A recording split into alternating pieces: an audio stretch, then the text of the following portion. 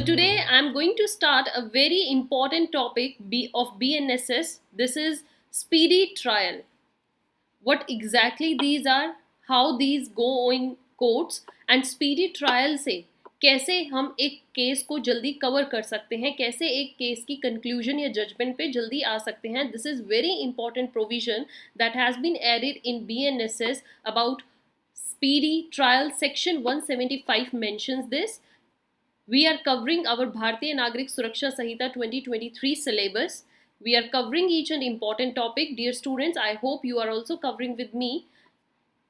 Make your own notes, carry with you your bare acts, mention the important things, mark what are the major changes that have been brought from CRPC to this act, and so we will cover these all important topics ताकि आपके जो prelims exam होते हैं उसमें जो main thing आपसे पूछी जाएगी चेंज के बारे में तो वो आप इजीली कैच कर पाओ. That's why we are putting more emphasis on this.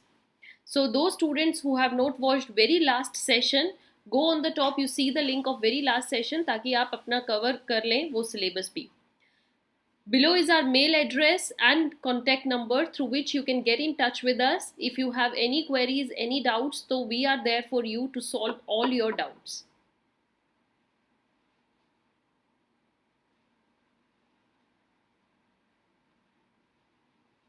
Now students, speedy trial क्या होता है? As the name suggests that in the proceedings, when these are in the court, जब एक कोर्ट में ट्रायल चलता है, प्रोसीडिंग्स चलती हैं, एक एक्यूज या कन्विक्ट के ऊपर जजमेंट्स होती हैं, तो उनको हमें एक स्पीडी तरीके से करना है. we don't have to make delay in the process, and it is the duty of the courts to make it in speedy form. So speedy trial को ही हम जानेंगे और BNSS में इससे रिलेटेड क्या क्या प्रावधान आए हैं that we will cover.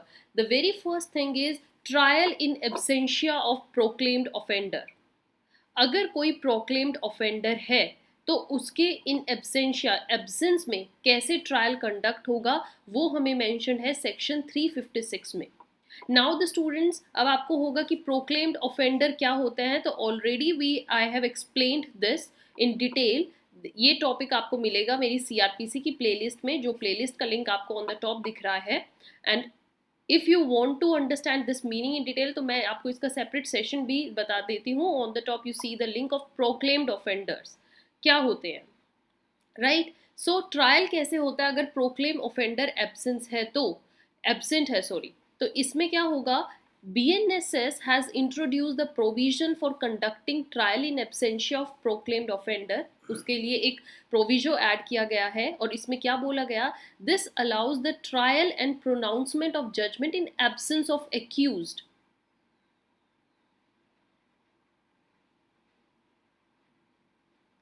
Proclaimed offender कौन होते हैं? ऐसे एक्यूज्ड, ऐसे ऑफेंडर्स जो कि भगोड़े साबित हो चुके हैं, राइट. अब वो in the they are not present in during the trial of the case, तो वहाँ पर वो अपनी एब्सेंस शो करते हैं और एब्सेंस की वजह से क्या होता है, कई बार जो केस है वो डिले में चलता रहता है because one of the parties is not present. But now this BNSS has made a great change that if there is absence of this proclaimed offender, accused नहीं है, तो कैसे उस जजमेंट को कंडक्ट करना है, कैसे ट्रायल को कंडक्ट करना है, ये प्रोविजो देखिए CRPC में मेंशन्ड नहीं था. तो ये एक मेजर चेंज है. सेक्शन 356 क्या कहता है? इट मैंडेट्स, मीन्स ये कंपल्सरी है कोर्ट्स पर कि that you have to proceed with the trial. Trial में आपको चलते रहना है इन एब्सेंशिया अगर कोई पर्सन जो कि डिक्लेयर हो चुका है एज अ प्रोक्लेम्ड ऑफेंडर, ठीक है, वो अपने आप को प्रेजेंट नहीं कर पा रहा है कोर्ट में, एब्सकॉन्ड हो रहा है, बार बार अपनी ट्रायल से भाग रहा है और किसी भी रीज़न की वजह से वो कोर्ट में प्रेजेंट नहीं होना चाहता, तो इस केस में हम एक दूसरी पार्टी को सफ़र नहीं करवा सकते. And that's why now it's mandatory on the court that you have to proceed with the trial. वो ट्रायल को कहीं ना कहीं रोकने की कोशिश करते हैं बट कोर्ट्स को ऐसा नहीं करना. There is no immediate prospect of arresting him. अगर ऐसा है कि हम उनको एकदम से अरेस्ट नहीं कर सकते और वो भगोड़े साबित हो चुके हैं तो ट्रायल पर इसका फ़र्क नहीं पड़ना चाहिए.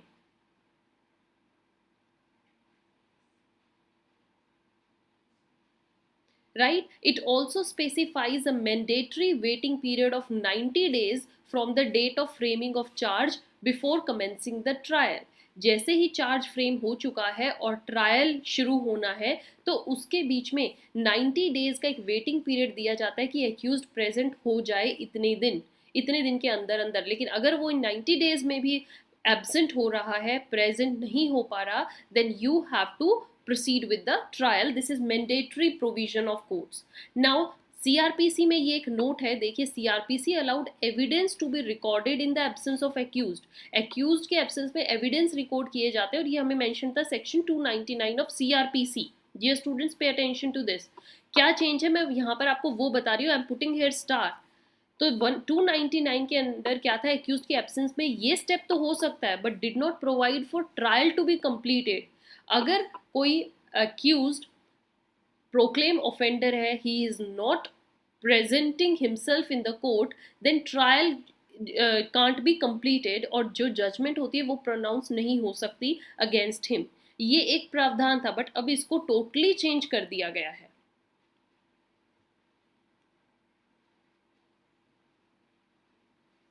Next thing is what, that framing of charge with in 60 days। Section 263 क्या कहता है कि हमें ट्रायल को डिले नहीं करना है, स्पीडी ट्रायल करना है। तो इसमें यह भी बोला गया कि चार्जेस जो फ्रेम होने हैं पार्टी के against, the magistrate shall frame these charges against the accused within period of 60 days। ये टाइम दिया गया from the date of first hearing on the charge. First hearing से 60 days का time period count होना start हो जाएगा। Next thing is that judgment within a period of 45 days on completion of trial. जैसे ही trial complete हो जाता है, आपको पता है ना एक प्रोसेस है, राइट, चार्ज फ्रेम हुआ है, उसके बाद ट्रायल चलता है, ट्रायल जैसे कंप्लीट हुआ तो जजमेंट आएगी, ठीक है ना, जज अपनी जजमेंट सुनाएंगे। तो जैसे ही ट्रायल खत्म हुआ जिस डेट से, उसके 45 days के अंदर अंदर जजमेंट का आना जरूरी है, राइट। चार्जेस के फ्रेम होने के बीच में और ट्रायल शुरू होने के बीच में क्या है, फ्रेमिंग ऑफ चार्ज जो आपको 60 days के अंदर अंदर करना है ताकि ट्रायल स्टार्ट हो जाए, एंड देन ट्रायल जब खत्म हो जाएगा तो 45 days के अंदर अंदर जजमेंट सुनानी होगी। After the termination of trial the judgment shall be pronounced at subsequent time but not later than 45 days। ठीक है ना, आप थोड़ा टाइम डिले कर सकते हो, बट 45 days से ज्यादा डिले नहीं कर सकते। अंडरस्टूड?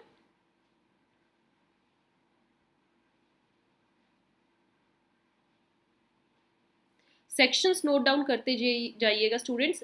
फ्रेमिंग ऑफ चार्ज का था 263, देन जजमेंट जो होगी वो 392 के अंडर मेंशन है। Next is judgment by session court within a period of 30 days after arguments. जैसे ही आर्ग्यूमेंट्स कंडक्ट हो चुके हैं, ट्रायल हो गया है, तो सेशन कोर्ट्स का ये टाइम पीरियड 45 days की बजाय 30 day है, ठीक है। After hearing the arguments of prosecution और डिफेंस दोनों साइड के, ये session court shell give this verdict with in a period of 30 days, जो कि इन सर्टेन सिचुएशंस या क्रिटिकल कंडीशंस में 45 days तक एक्सटेंड हो सकता है, इमरजेंसीज में 45 days तक एक्सटेंड हो जाएगा, otherwise note. Next is examination of a witness bye audio video electronic means. कि देखिए हमें क्या है, हमारा फोकस है ट्रायल को स्पीडी कवर करना है, स्पीडी ट्रायल पर हमारा ज़्यादा फोकस है।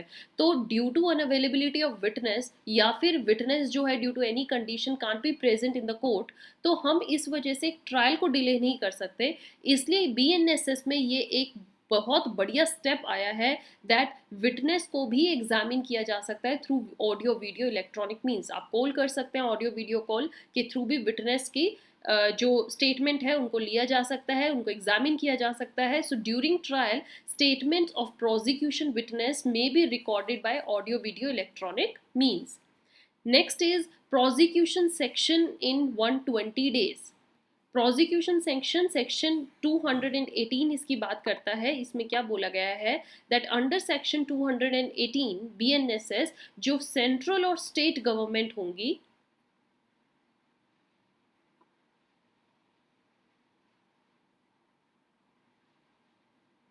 they are required to decide the request for sanction of prosecuting the public servant, means public servant के against जो prosecution start होना है on the request of state or central government, वो within 120 days time period है।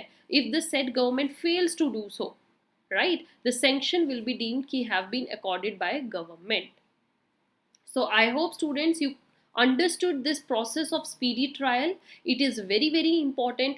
What are the major changes that have been brought from CRPC to this BNSS? आप mark करते जाइए, अपने नोट्स में मेंशन कीजिए, और क्या ऐसी बातें जो CRPC में नहीं थी बट यहाँ पर वो आई हैं, ये भी बहुत ज़्यादा इंपॉर्टेंट है.